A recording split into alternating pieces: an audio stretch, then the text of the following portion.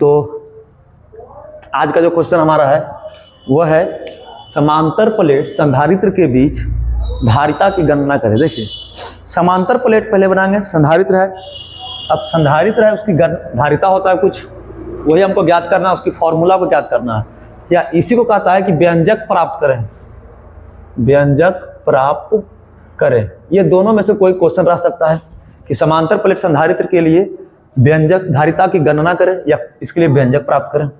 तो हम लोग क्या करते हैं कि सबसे पहले दो लेते हैं प्लेट, यही लेते हैं दो प्लेट,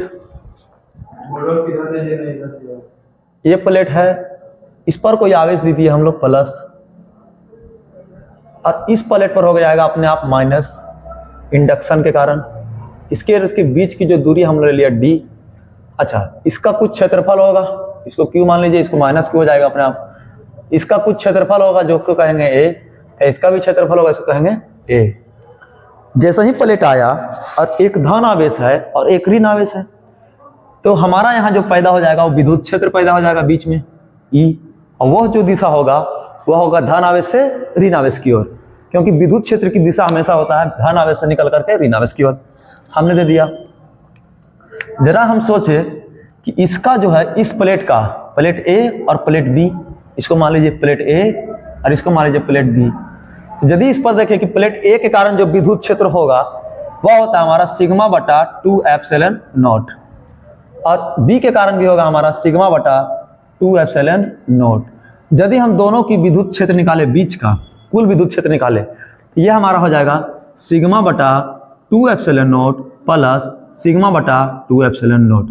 अब आपको लग रहा होगा कि सिग्मा बटा 2 एप्सिलॉन नॉट कहाँ से लिखा है, तो आप पढ़े होंगे किसी समांतर शीट के कारण, गॉस के प्रयोग में शीट के कारण विद्युत क्षेत्र, तो शीट के कारण विद्युत क्षेत्र हो जाएगा ये। या इसी फिगर को क्या करता है, कभी कभी इस तरह से बना देता है, कभी कभी इस तरह से बना देता है। दो प्लेट ले लिया ये,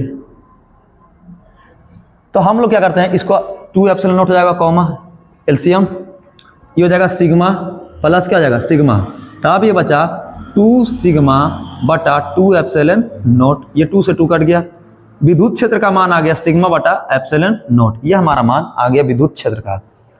अब यहाँ पर एक ऑब्जेक्टिव निकल सकता है कि समांतर प्लेट संधारित्र के बीच विद्युत क्षेत्र की बात बोला, तो विद्युत क्षेत्र क्या होगा, ई बराबर सिग्मा बटा एप्सिलॉन नॉट होगा। हमको ये निकालना नहीं है, हमको निकालना है धारिता। तो धारिता बराबर, देखिए धारिता जो हम लोग पढ़ते हैं वो पढ़ते हैं सी बराबर क्यू बटा भी। हमको भी पता नहीं है, हमको इससे पहले क्या करना होगा, भी निकालना होगा। जरा देखिए ई बराबर हम लिख रहे हैं सिग्मा बटा एप्सिलॉन नॉट, सिग्मा का मान जो होता है वो क्यू बटा ए होता है, यही होता है क्यू बटा ए, और एप्सिलॉन नॉट है तो एप्सिलॉन नॉट, क्योंकि आप गॉस के अनुप्रयोग में पढ़े होंगे सिग्मा का जो मान होता है वह होता है क्यू बटा ए। अब इसको हम करते हैं ये कि सिग्मा बटा ए एप्सिलॉन नॉट, ई हमारा टोटल कुल का मान आ गया। हमको निकालना है धारिता सी, तो सी हो जाए क्यू बटा भी, इसका मतलब हमको पहले विभव निकालना होगा। अब विभव निकालने के लिए क्या हमारे पास फॉर्मूला है, ई इंटू डी, यानी कि विद्युत क्षेत्र और गुना क्या उसके बीच की दूरी। तो ई का मान हमारा इतना है, क्या इतना, ए बटा सॉरी क्यू बटा A epsilon not, into D है, इंटू डी लिखिए, ये मान आ गया हमारा भी का।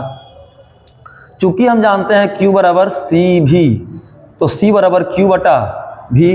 अब हमारे पास क्या है, Q का भी मान है, तो हम लिख रहे हैं तो Q और बटा भी, तो भी का मान कितना है QD और बटा या QD बटा A एप्सिलॉन नॉट। ये Q से ये Q चल गया, तो हमारा जो धारिता आया वह क्या आया, A एप्सिलॉन नॉट, या इसको बोल सकते हैं एप्सिलॉन नॉट A और बटा D। ये हमारा आ गया समांतर प्लेट संधारित्र के बीच की धारिता एप्सिलॉन नॉट A बटा D।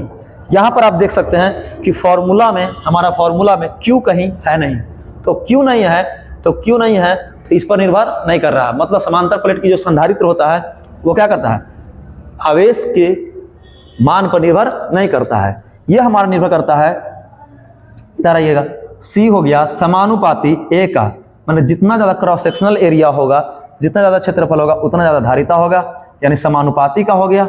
और C व्युत्क्रमानुपाती D हो गया।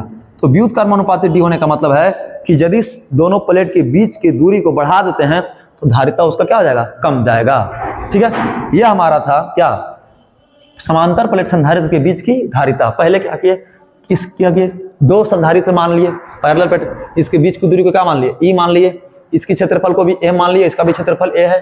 अब इसको हमने दिया धन आवेश, तो इंडक्शन के कारण यहाँ हो जाएगा ऋण आवेश। अब ऋण आवेश होगा तो धन आवेश से ऋण आवेश क्या होगा, विद्युत क्षेत्र पैदा होगा। तो विद्युत क्षेत्र को हम क्या मान लिया, ई। आप पढ़ के आए कि किसी प्लेट के कारण जो विद्युत क्षेत्र होता है सिग्मा बटा 2 एप्सिलॉन होता है, इस प्लेट के कारण भी हो जाएगा सिग्मा बटा 2 एप्सिलॉन नॉट।